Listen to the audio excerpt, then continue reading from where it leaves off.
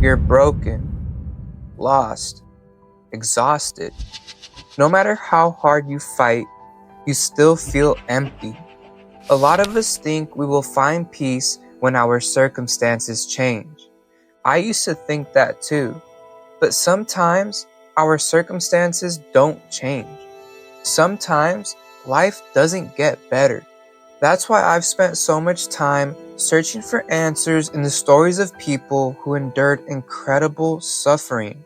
And I've come to realize they all seem to know something that changed the way they suffered. I learned that some of the most beautiful discoveries in life happen when we stop waiting for life to get easier. I've spent a lot of my life waiting for things to change, waiting for the next relationship to help me feel better, the next paycheck, the next opportunity, the next breakthrough, thinking that once those things came, I'd finally be okay. But no matter how many times I've crossed something off that list, there always seemed to be something waiting on the other side. Another problem, another heartache, another reason why life sucked. 7 years ago, I read one of the most influential books on suffering ever written. The author, Viktor Frankl, was a psychiatrist who survived some of the worst Nazi concentration camps in World War II. And what he discovered there would eventually help millions of people survive their own suffering. But before he could do that, he had to lose everything: his freedom, his family, his future, the life he thought he was going to have, gone. Inside the camps, they were stripped of their possessions, their names replaced with numbers. They were starved, forced to work until their bodies gave out, treated as if their lives had no value. And for many of them, they weren't even given the chance to live. Day after day, Frankl watched men fight to stay alive. And in that fight, he started to notice something that would eventually help millions of people through their darkest times. Frankl noticed that the prisoners who made it out alive weren't always the strongest. They weren't always the healthiest. In fact, some of the strongest men didn't survive at all. But the men who stopped believing there was anything worth living for were often the first to die. They didn't die because the work suddenly became harder or because of the lack of food. They died because something inside of them had already given up. They stopped believing there was a reason to endure another day. Frankl realized that what kept many of these men alive wasn't physical strength, because whether we're willing to admit it or not, every one of us needs something worth living for, something worth fighting for. Frankl didn't discover this truth by simply observing the prisoners. While working in the camps, Frankl found himself standing in a frozen trench, starving, exhausted. His feet were bleeding through worn-out shoes, while the guard continued to scream at him to keep digging, keep digging. Everywhere he looked was suffering, cold, hunger, death. And somehow, in the middle of all of it, his mind drifted to his wife. Not to freedom, not to escape, not even to survival. Just her. He didn't know if she was alive. He didn't know if he would ever see her again. But for a moment, none of that mattered, because while his body was trapped inside a concentration camp, his mind wasn't.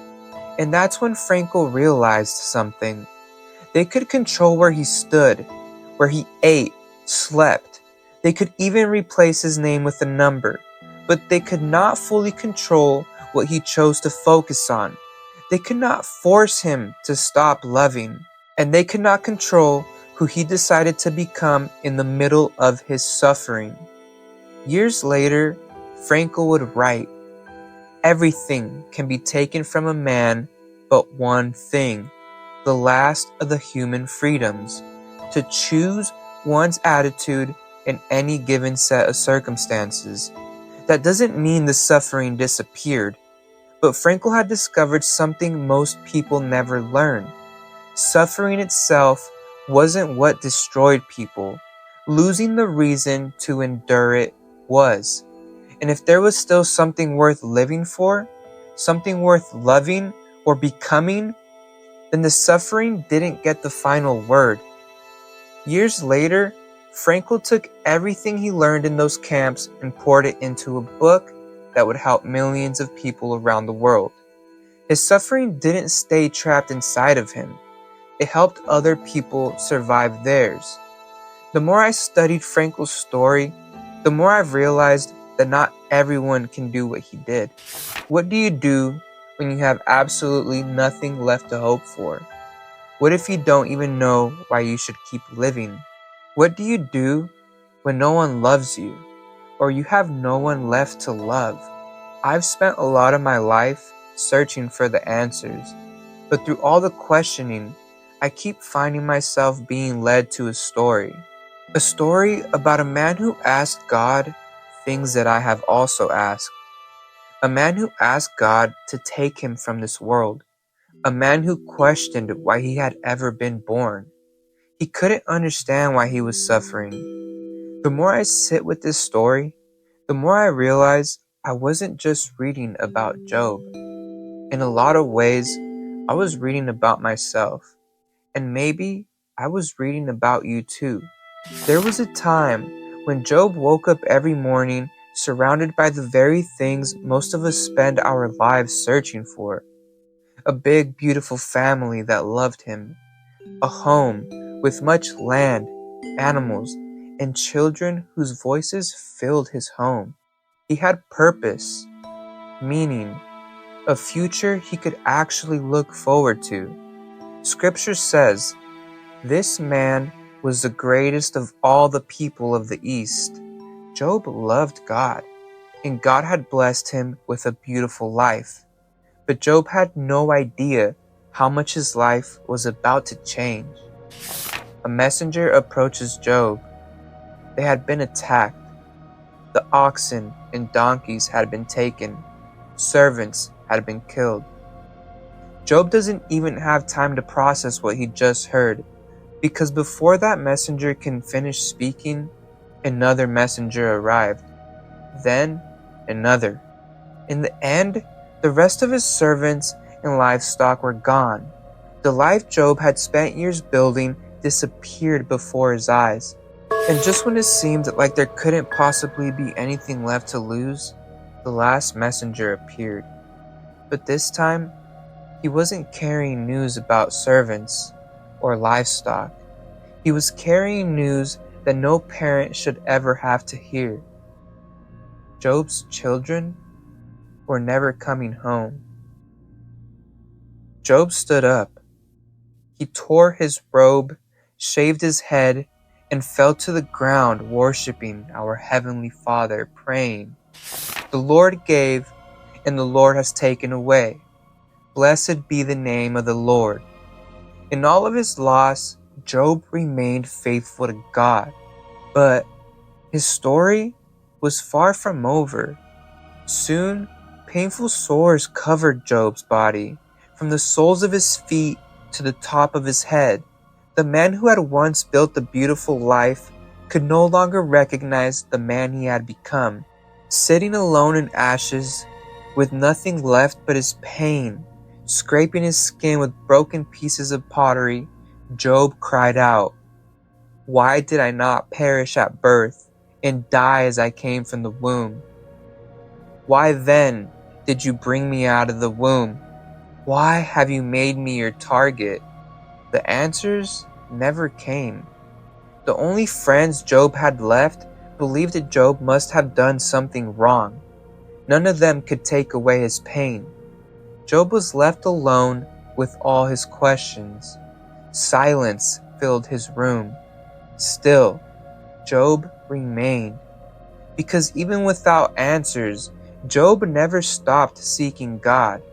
After all the suffering, all the loss and silence, God spoke. But he never gave Job the answers. The man who spent so long demanding answers had found something greater. Job never discovered why he suffered, why he lost his children, his health, why he was born. But somehow, when he finally stood before God, those questions no longer mattered. Job realized there is something bigger than his understanding. But what if we can't be like Job or like Frankl? What if we're beyond saving, too far gone? How can we trust God? When Jesus walked this earth, he didn't spend his time pursuing the people who had everything figured out. He spent his time searching for the people who needed revival. For the Son of Man came to seek and save the lost. Jesus didn't enter our world as royalty. He entered it as one of us, born in a place meant for animals. The people in his hometown rejected him. One of his closest friends betrayed him. And when someone he loved died, Jesus didn't hide his grief. He stood at his grave and wept. Yet grief would not be the last pain he would carry. On the night before his death, Jesus knew what was waiting for him. Scripture tells us his soul was overwhelmed with sorrow to the point of death. So Jesus turned to the people he loved most, not to stop the suffering, not to escape it, simply to ask them to stay with him, to keep watch, to share the weight of what he was carrying. But one by one, they fell asleep. And for perhaps the loneliest moment of his earthly life, Jesus stood alone, praying in deep agony to the Father. Once more, he returned to his disciples. They were still asleep.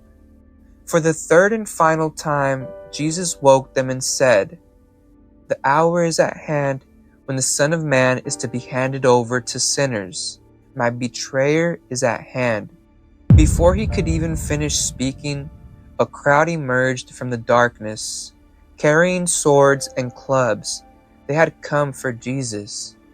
At the front of the crowd was one of his 12 disciples.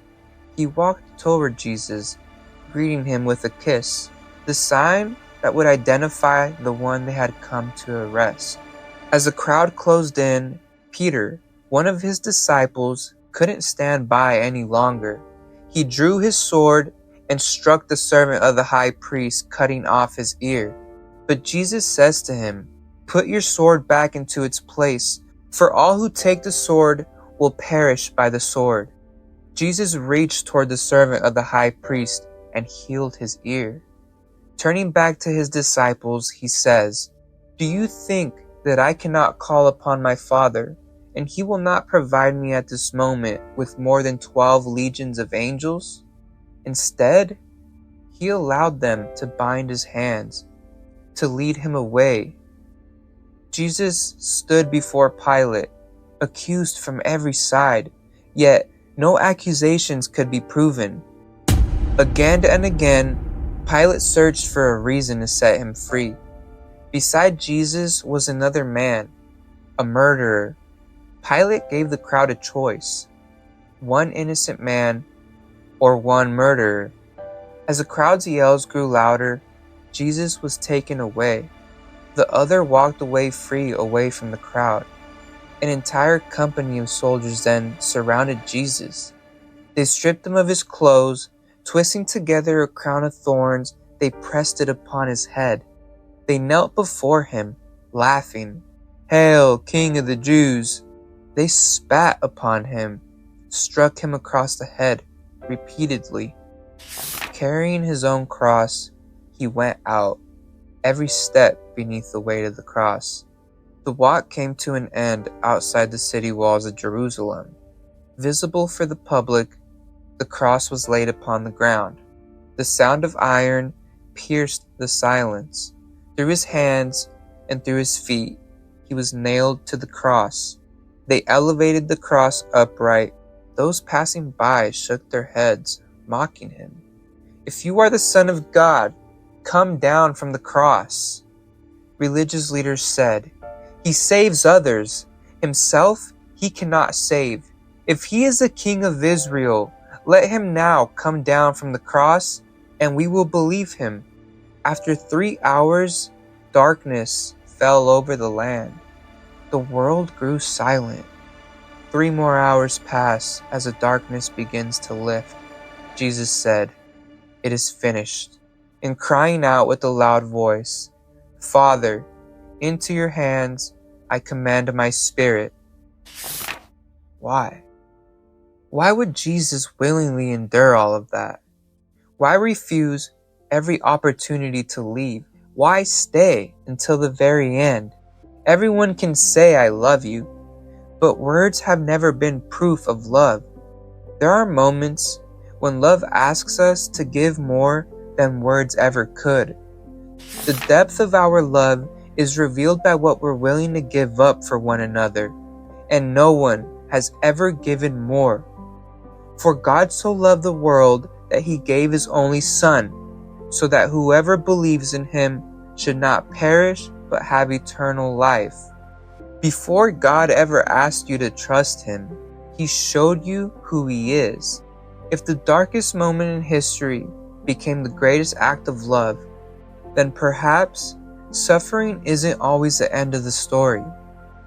If you're exhausted, if you're grieving, if you're angry, if you're carrying something you were never meant to carry alone, don't carry it anymore. Pray with me. Jesus, I don't have everything figured out, but today I choose to place my trust in you. Thank you for never abandoning me. Thank you for carrying the cross when you could have walked away. I surrender my life to you. My fears, my failures, my doubts, my wounds, and even my suffering. Teach me to place it into your hands, trusting that you can bring life from what feels hopeless. Help me follow you, one day at a time. Amen. Revival Project stands with you. I'm currently going through a hard time with my family. If you guys can pray for me, I will pray for you too. If you need prayer, please leave a comment. I know that there's hundreds and thousands of us who will pray for each other, and prayer is extremely powerful. Make sure to like and subscribe if you want to follow the journey. Every single interaction helps get this video in front of more people who could be saved. If you're interested in supporting Revival Project even further, please read the first comment. Love you guys.